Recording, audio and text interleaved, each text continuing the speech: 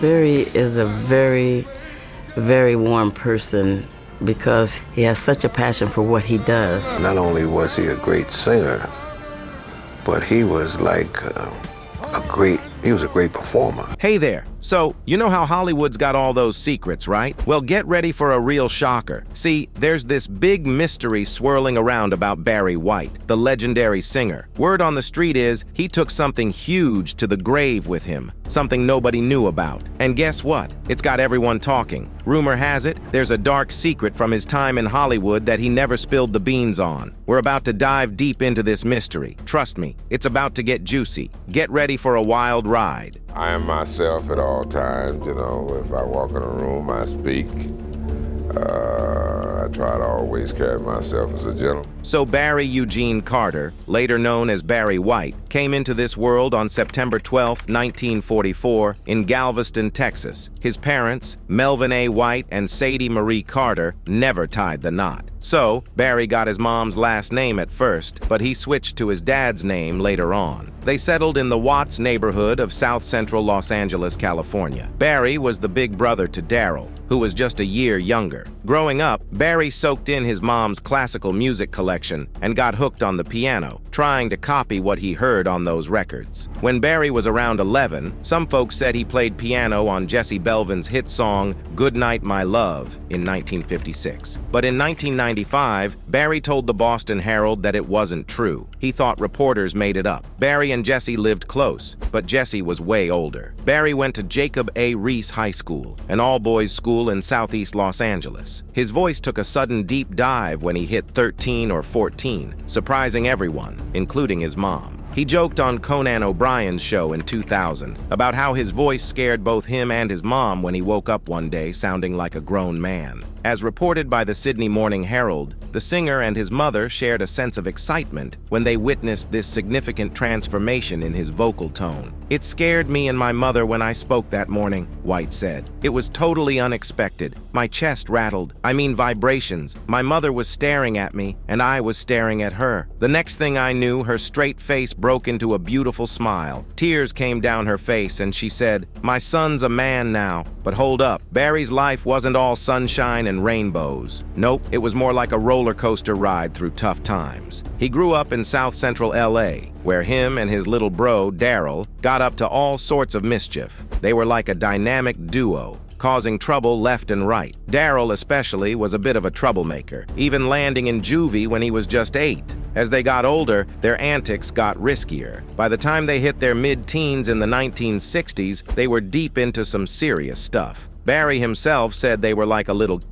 running the streets and making a name for themselves. They even joined up with this crew called the Businessmen, who thought they were all slick and strategic. Barry didn't sugarcoat his past. Nope, he was real about it. He'd tell young folks straight up, "Hey, I've been there. I've done stuff I'm not proud of." See, Barry knew the streets weren't a joke. He'd seen the violence firsthand, going toe-to-toe with rivals like the Slawsons and the Gladiators. Then, tragedy struck. Darryl got caught up in a and didn't make it out alive. Barry was heartbroken. It was like a wake-up call for him. Soon after, he found himself behind bars for stealing tires, $30,000 worth of Cadillac tires, which today would be around $310,000. While behind bars, he heard Elvis Presley belt out, "It's now or never," on the radio. That moment shook him and made him rethink things. In his own words from Love Unlimited, Insights on Life and Love, White articulated the realization that struck him during his incarceration. After 2 months on the inside, it finally started kicking in. "I have to change my ways because if I don't, I'm going to end up in jail the rest of my life." Then, on his 18th birthday, he had an epiphany. It was also the first day back at school for his senior year. Instead of hitting the classroom, he trekked to Capitol Records headquarters in Hollywood. He stood there, staring at the place for hours, feeling the buzz of the entertainment world around him. That's when he decided he wanted in, even though he couldn't read or write music.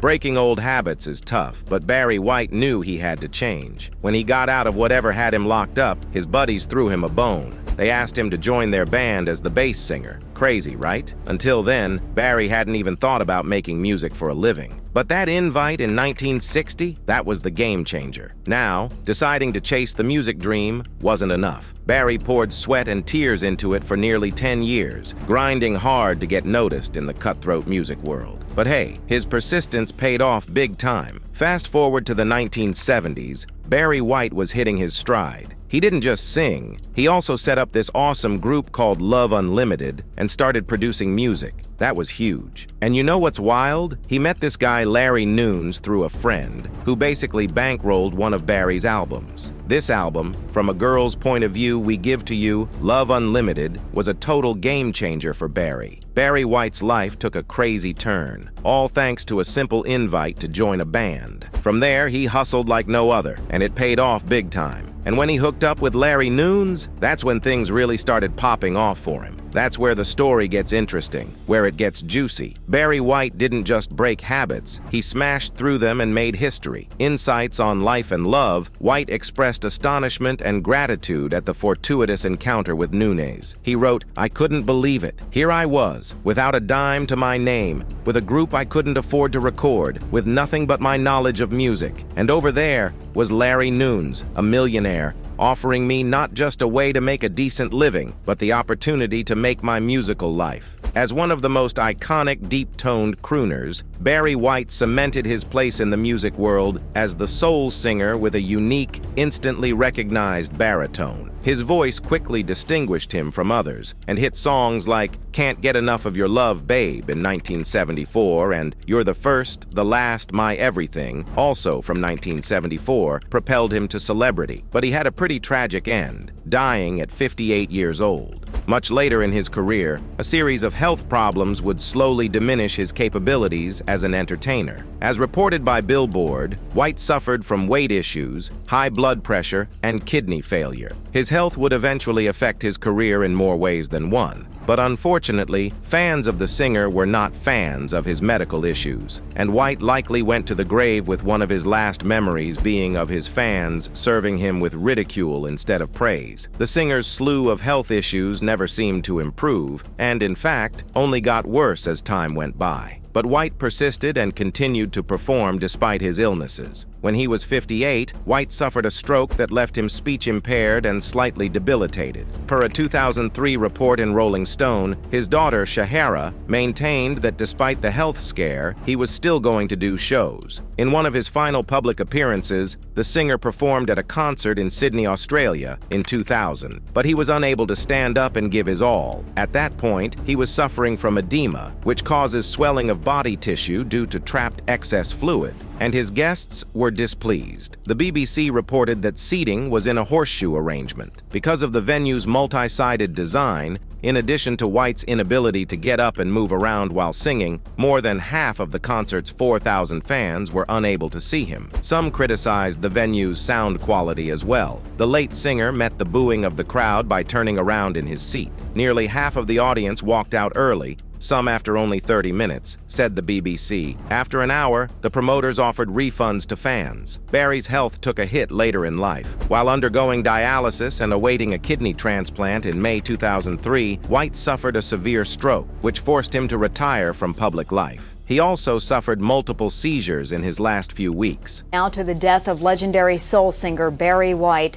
White died Friday at the age of 58 at a Los Angeles hospital. White's unstable health prevented him from receiving a new kidney, and he died on July 4, 2003 at Cedars-Sinai Medical Center in Los Angeles after suffering cardiac arrest. He was 58 years old. His remains were cremated, and the ashes were scattered in the ocean off the California coast. Despite the failing health, Barry never structured a will to help his large family. After his death, this stirred prolonged strife as the kids and longtime girlfriend slammed his widow in charge of his estate with lawsuits. A few months after Barry passed away, his longtime lover Catherine Denton slammed Glowden James with a lawsuit following the news that the widow controlled the star's fortune. James had and still has every right to sit on the passed-on wealth, as Barry never divorced her legally. The pair were married for 2 decades and lived separately several years before his death. After his death and no structured will, the fortune turned hers.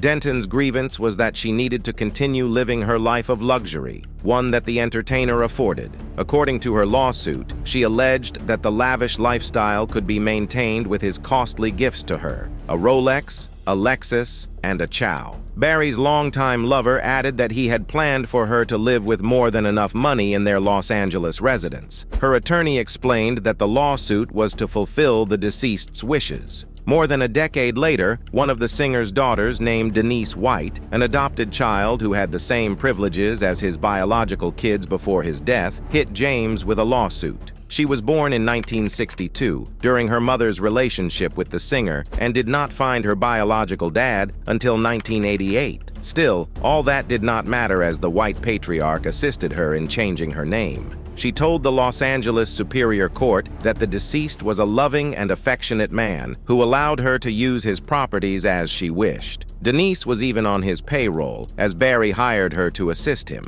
The rights and privileges were enjoyed after his death. Denise was invited to family gatherings and received funds, but all that stopped in 2013. In 2016, she accused James of going against her promise. Earlier, Denise discovered that she was not mentioned in Barry's will. She confronted James and talked about securing her rights as an omitted child. Then the singer's widow assured her not to worry, as she held the same privileges as a biological child. A year after Denise's court case, Barry's biological son, Darryl White, came forward with another accusation on James. He sued her with claims that he was living the life of a needy and homeless man due to her failed promises of giving him his fair share. The court documents also stated that she initially misled him to waive off his legal rights to share in the trust and has stopped crediting his bank account as promised. Well, it's kinda obvious that Barry White, the smooth-voiced music legend, had a roller coaster of a love life. It all started when he tied the knot with his childhood sweetheart Mary when he was just 19.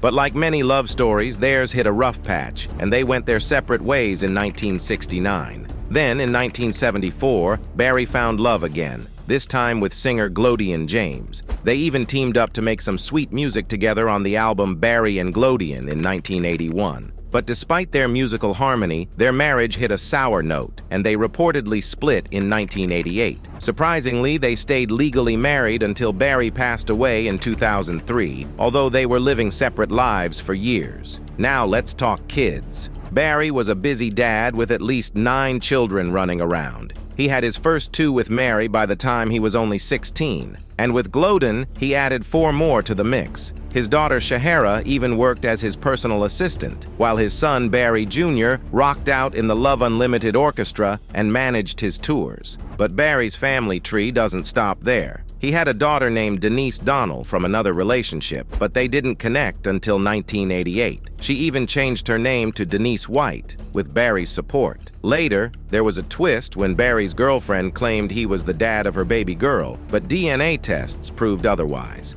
We can't end this video without briefly delving into Barry White's music career and his legacy that he left behind. Back in the swinging 1960s, White ditched the life and dove headfirst into the world of music. He didn't waste any time, releasing his first tune, Too Far to Turn Around, with the Upfronts. But that was just the beginning. He hustled, working with different labels in Los Angeles, belting out singles backed by talented vocal groups like the Atlantics and the Majestics. Now here's the kicker. White's name got mixed up with Bob and Earl's hit Harlem Shuffle, but he set the record straight in his autobiography. Turns out, it was Gene Page behind the scenes on that one.